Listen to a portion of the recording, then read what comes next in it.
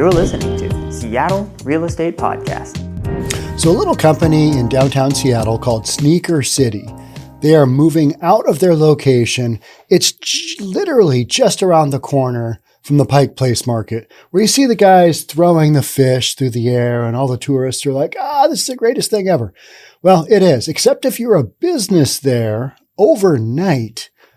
During the nighttime, things get a little tricky, such as break-ins, and you've basically got walking zombies everywhere in that part of downtown Seattle. And I've covered this topic numerous times because so many businesses, and we're going to talk about some of the businesses leaving. But the crazy thing about this storyline is this business has been broken into 15 times in the last 2 years, and yet the landlord is upping the rent from $8,000 to $13,000. And the tenant, Sneaker City, says, yeah, this area is really super hot. Basically saying, hey, they'll probably get it.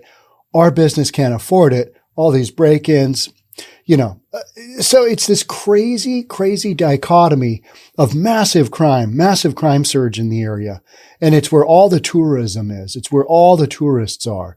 You got this massive crime going on, and yet you've got enough people coming in to support a business, some other business other than Sneaker City, that is going to be able to rely on tourism foot traffic during the day to make it go, to be able to pay $13,000 rent for not a very big space. This is not we're not talking big commercial space. This is a small little space in downtown Seattle. So that's what we're talking about today. It's kind of just this, okay, you got the crime going, but then you got a huge rent increases, and rent is that high because you would think with 15 break-ins over 2 years that it would just be a wasteland, right?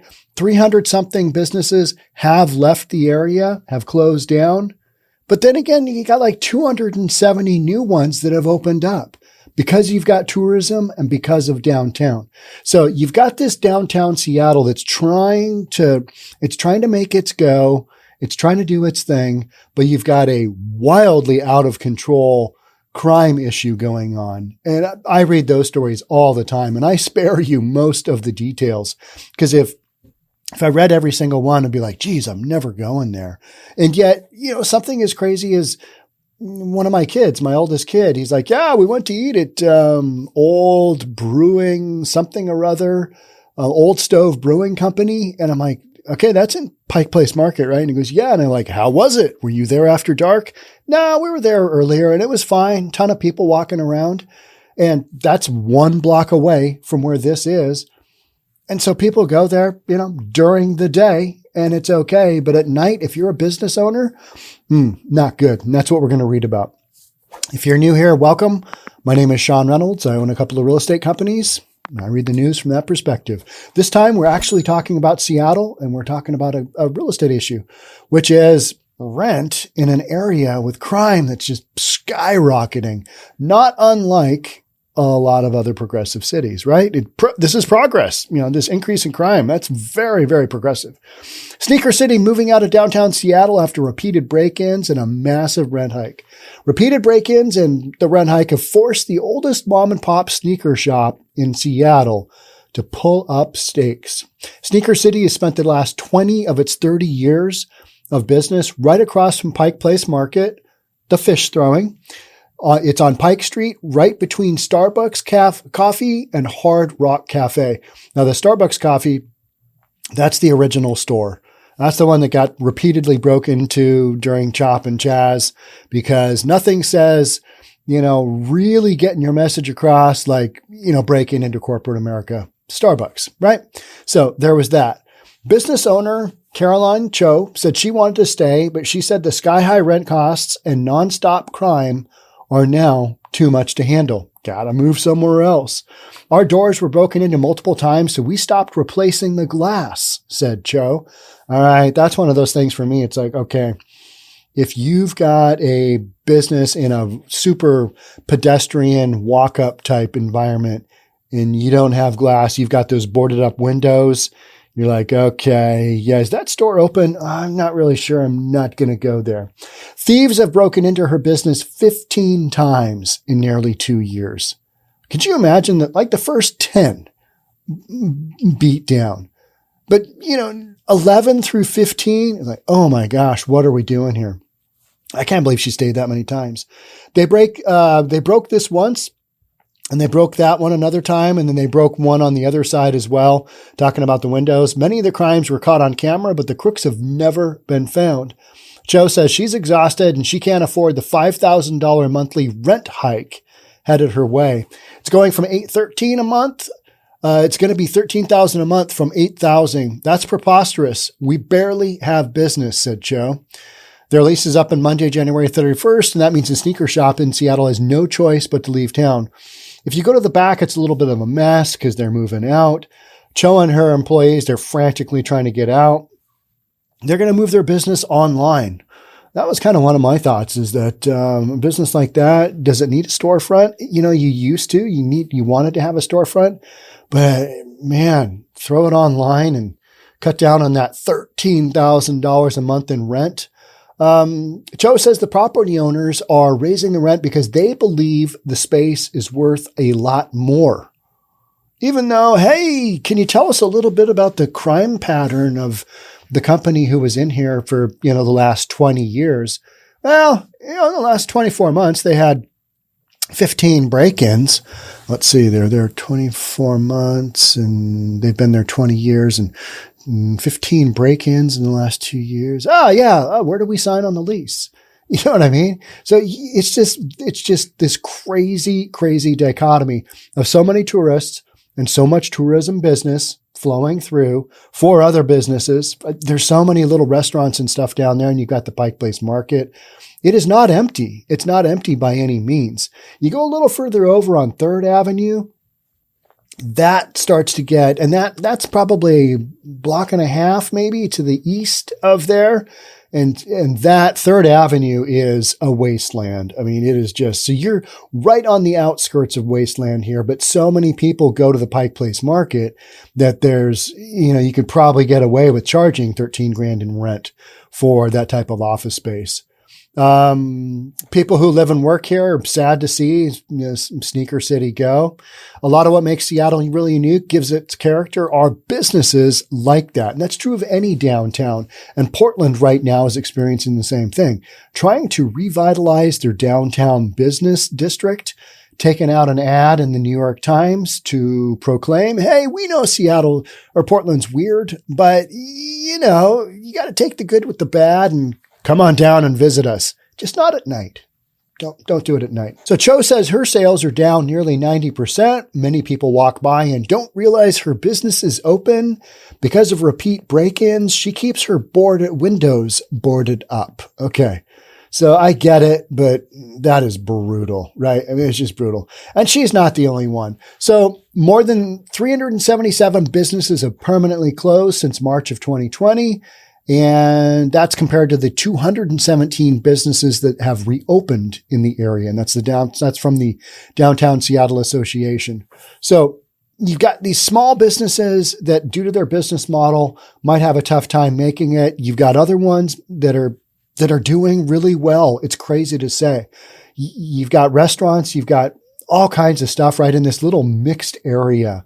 And you would say 15 break-ins. All right. The rent has got to be dirt cheap, and yet it's not. Even $8,000 a month for a little space that's a lot of overhead to cover right off the bat. How many pairs of sneakers is that you got to sell? Even if they're a couple $100 a piece, right? That's a lot of sneakers you got to sell. And if you don't have the foot traffic to support it because your store looks like it's closed, problematic at best, right? All right, so let's move on here. That's the main one. I did this podcast a while ago. Weyerhaeuser, the big wood company, right? Paper products company, logging company, cites crime in Pioneer Square, which is just a little further down the road. Cites crime in Pioneer Square for delay in reopening its Seattle headquarters. This was late last year, 2021. Yeah, until that whole crime thing gets squared away, we're not going to move our employees back in. it's not safe. So, you've got folks that don't feel safe in their commercial building. And this is probably even more dangerous a little bit further south. It is known as just kind of, you got a lot of the homeless living there. You've got a lot of homeless congregating there. You've got people that have mental issues, that they're just not in their right place, in their right mind. You got a lot of crime going on. You've got some organized crime going on. I've talked a ton about doing a walkthrough last year. I think it was last year. And there were certain sections, there were certain little pockets that were like, okay, yeah, I'm probably not going to record much on film here because this doesn't feel safe. And it was a Sunday, NFL playoffs were going on, and it was the middle of the day. It was like, I don't know, 1 PM, something like that. So clearly, 1 on a Sunday afternoon, if you're walking around and you're in a big city and you're like not feeling safe, that's when you're like, okay, yeah, I'm going to double step it through this little section here. So you've got some of those pockets going on, and big business is coming right out and saying, yeah, the major reason we're not moving our employees back to this big office space that we have is because it's dangerous. It's dangerous. Another storyline that I covered pretty extensively is the King County Courthouse and the land swap that the King County did with the city of Seattle, because the park next City Hall Park, next to our King County Courthouse, was so bad with crime that literally the city said, yeah, we'll swap it with King County. And why is King County going to be able to take care of this area better than the city? Well, King County didn't have its police force defunded. Seattle did. So the theory is that King County is going to be able to take care of this because they've got more officers with more bandwidth to keep the area safe. The Seattle police officers, they've been defunded, don't have enough cops. We've covered that repeatedly. And that's a lot of what this goes to, is that you've got progressive district attorneys who don't throw these people in jail like they deserve. You've got criminals running around with multiple convictions. And they're basically just, and that's now you don't even convict anybody. You just basically, we've decriminalized everything. Yeah, that old crime. Oh, forget about that. We're so progressive here that, that's not even a crime. That's like a low level misdemeanor. That's like, having a taillight out, which we're not stopping people for anymore. Nor are we stopping them for broken windshields, and we're not stopping them for expired tabs, all very progressive things, because if you stop those people, you might come up with additional things that we can stop them for, which is how policing used to go. Now the police don't have those tools to do that anymore because it's deemed racist. And so you've got a case where you've got crime just going through the roof. I mean, it's going through can't tell you how many stories that I don't read here that I could read here. But at the end of the day, you get your head filled with all that stuff like police officers do. And it's just so hard to purge. It's so hard to kind of see things normally. And so that's when I ask my kid, well, how was your experience at Pike Place at that brewery? Oh, it was good. All right. Well, don't ask your dad, what he thinks about that location and what would I know. But I get it. It's a cool tourist destination. Just maybe don't go there after dark, which is what the businesses don't have the option, because their businesses are stuck in a physical location. They're dealing with 15 break-ins over a 2-year time period. That's horrific. All right. So Seattle business owner faces repeat burglaries, says city is field day for criminals. This was the Seattle Shirt Company owner calling for an end to rising crime on Courthouse coast to coast. That's the Fox show. So criminals are terrorizing America's small businesses as the crime crisis rages on across the nation. And the Seattle Shirt Company owner, Jay Ashberg, told Courthouse coast to coast that he's looking to put a stop to it. A lot of people are. The Downtown Seattle Business Association is, individual business owners. And this isn't, and like this guy is going to say, the small business owner argued the surge in lawlessness has nothing to do with the pandemic, all right, and everything to do with city governance. Uh-oh, are we talking about the mayor? Are we talking about the Seattle City Council? Ashburg put some of the blame on the city council leader Kshama Sawant's socialist approach in defunding the police. If we had more police and if we had district attorneys who actually did their job, I think things would be different. I think things would be different. I think things would be different in a lot of these cities that have become so progressive. I mean, just progress left and right. It's, you ask these businesses, well, how do you think about the progress in your little local district here? Well, being broken into 15 times in 2 years. I mean, that's a progressively upward rise in crime, and that type of progress we don't really need, right? So this is what's going on. And what's it going to take to stop it? Well, we did just elect a mayor who said he's going to, do some stuff with crime, and he's going to have to throw some people in jail. You're going to have to square some people away that are not in their right minds, that are committing crimes. And you know what? They shouldn't be on the streets. So where are you going to put them? That's kind of the question of the hour. The actual criminals, you need to start throwing those people in jail and giving them long sentences just to get them off the street. That's what you need to be doing, because this other thing, this whole progress towards, we just need to rehab these people. Okay. After their 71st conviction, are they really going to be rehabbed? Are we going to really rehab these folks? Now, these are career current criminals, and the less time they're out on the street, the better. Lock them up, throw away the key. Let's see how that works. I'm just saying. I'm a real estate guy though. So, don't take everything I say with let's do that. No, but an approach more towards those ends than, you committed a crime and I see you've got a massive rap sheet. It's okay. We know that you've got a solid heart. Deep down inside, you're a good person. We know that your rap sheet doesn't reflect that. So we're just going to let you out again. And that's if they even get to that point. So often, these criminals they're out before the police are even done with their paperwork. That's one of the main complaints that City of Portland police officers had as to why they don't want to be a cop in Portland. And Portland's got just as bad numbers as Seattle as far as police officers that have left. That thing is, And so, our mayor here in Seattle is trying to do a $5,000 retainer to keep our police officers. He's kicking that around. Hey, we'll give you $5,000 if you stay. We'll see how that goes. And I haven't seen enough in the media to kind of see what the reaction to that is. But if you're a cop and you're making, say, $85,000 to $110,000, somewhere in that range, is $5,000. Oh yeah, $5,000. Oh yeah. Oh baby, I'm staying. I'm going to put up with all this nonsense from this very progressive city. I'm staying. $5,000? Hell yeah.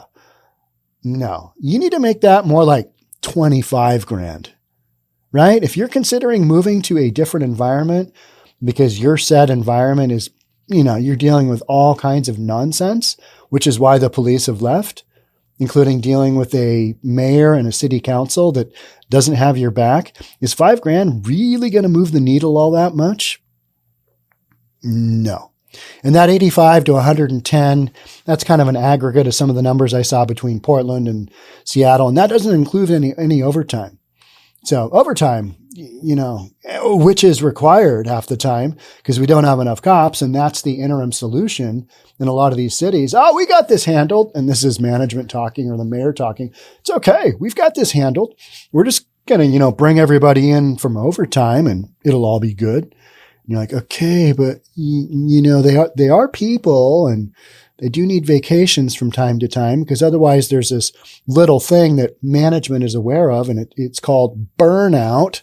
And then that's why they quit. Oh yeah. On all their exit interviews, that is a major complaint. Hey, yeah, you're calling us in on overtime all the time.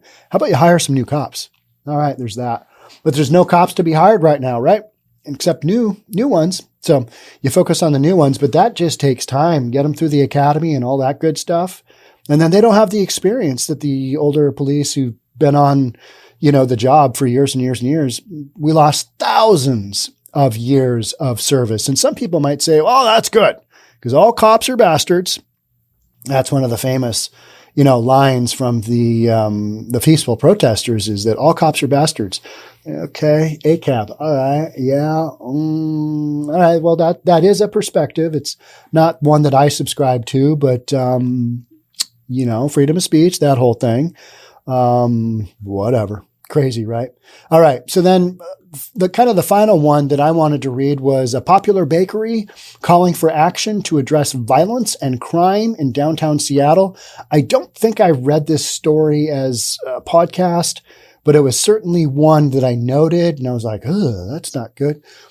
Perovski on 3rd Avenue and Pike Street. So this is literally a block to I guess it's north and east of the Sneaker City shop that we're talking about. It's right there. It's right in the heart of things.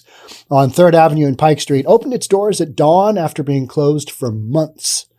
The staff said within 3 hours of opening, they saw a drug deal, indecent exposure, and a police standoff with someone waving a knife. So, hey, it's good to be back in business. Good to see you. You with the knife. Good to see you. Officer friendly. Hey, good to see you guys. We're back. We're back. You guys want to come in for a bagel? It's just like, oh, alrighty then. Yeah. So good to be back. So, you've got crazy people, right? When you got naked people walking around on a downtown street, police presence all over. We look out the window and there's a man brandishing a knife. They pull out their guns. They're telling this man to drop the weapon, said Brian Amaya. He's the director of operations for Perovski. There's drug users, people trying to steal food from our display case here.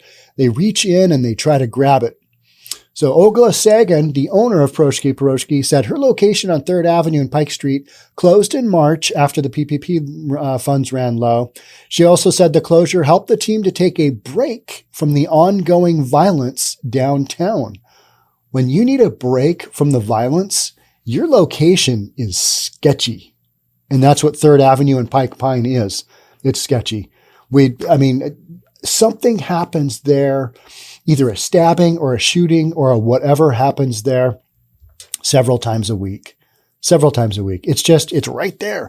And it's right in the heart of all this tourism going by, right? So, but however, the drama they were trying to avoid showed up at their doorstep on opening day. I think that's the scary part, that we're so now accustomed to this kind of level of crime and lawlessness around this area. And that's a really sad thing.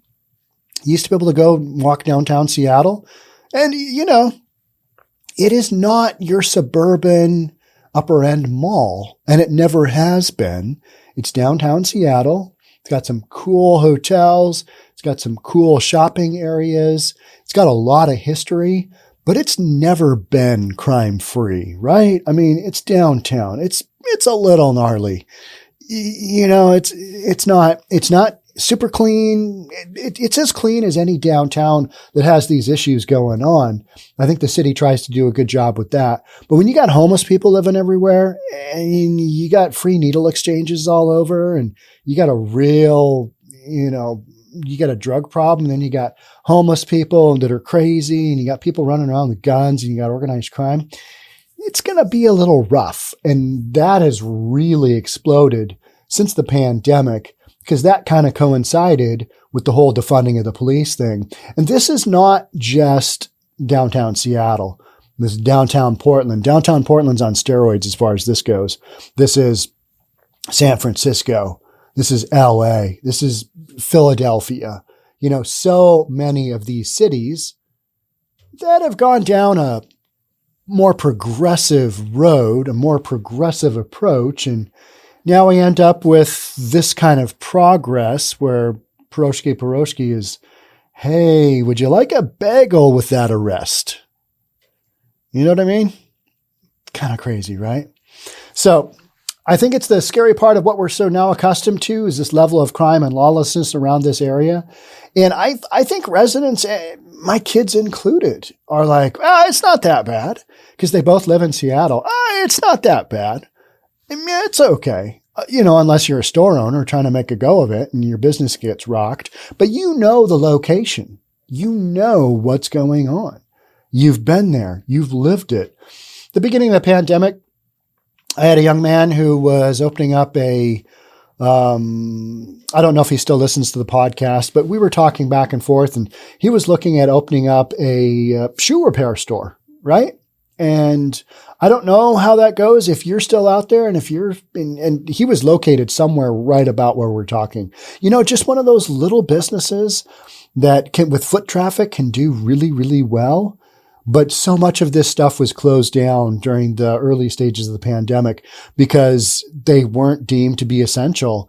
And so on top of all this crime going on, you had areas closed down. And so you've got less people walking around, and the crime just kind of just exploded. Yeah. And again, this is not just Seattle. This is progress on the part of so many of these cities, right? I mean, just look at the numbers. Because if you go a few miles over this direction from where I'm talking about in downtown Seattle, if you come a few miles over this direction, and by this direction, I mean east to where I'm sitting in Bellevue, you do not have these issues. We do not have these issues. We take these people and we put them in jail. Simple as that. So, you've got this one attitude where everybody's fine and they'll do better next time. And then you've got, all right, the law is the law and you broke the law. And so we're going to put you in jail. You've got kind of two really, clear avenues to go here. And downtown Seattle and a lot of these other companies, they need to head in a slightly less progressive direction. Less progress is better. I don't know. But how these businesses make it, I don't know. And how these owners deal with this stuff on the day-to-day. It's hard enough running a small business, right? It's hard enough just, keeping the doors open and like talking about the rent increase. It's hard enough doing that without having your business broken into 15 times. But, there's businesses coming in that'll take over that space, and they'll make a go of it somehow. They'll get through this. And a lot of them are banking on the fact, well, Seattle used to be better than this. Maybe maybe the new mayor will turn it around. Or we just have a portion of our budget that goes towards windows, because we're going to need to replace a lot of those over time as these break-ins keep happening. Crazy stories, right? I mean, crazy stories. And I hope you're living in a town where this is not happening, because it's heartbreaking to see, because like I said, it's Seattle. It's a little sketchy. It's a little bit rough, like a lot of these big city, inner city, areas are. But it was never this bad. It was never this bad. And I look around relative to my perspective and go, ooh, yeah, I am not 100% sure I want to get out of the car, let alone just, walk around the city. And since I did that my walkabout in downtown Seattle a year ago, I guess that's a year ago, football playoffs. Yeah. February-ish, right? No, Super Bowl. Was it Super Bowl? I can't remember. It was somewhere right around then. Since that year has gone by, I have read so many crime stories. I don't know if I would do that again. If I did, I think I'd do it with another person, because, then two of us will get stabbed. There's that, right? Okay. Or whatever. Worse. Horrible. Okay. That's it for me on this one. I'm doing this one to show an example of kind of some bad stuff going on in Seattle. Did a couple of podcasts earlier in the day. One about a cop in South Dakota who had to arrest the driver of a car that was unfortunately a DoorDash driver, and he was delivering food to somebody. Had to arrest the driver for some outstanding warrants. Cop delivered the food. That's the feel-good moment. That's out there. That should be already out there on the Seattle Real Estate Podcast. So that's the feel-good for kind of offsetting this kind of thing, which is not so good. All right. Thanks for being here. Thanks for supporting the Seattle Real Estate Podcast. I will catch up with you soon. Till then, stay safe. Bye for now.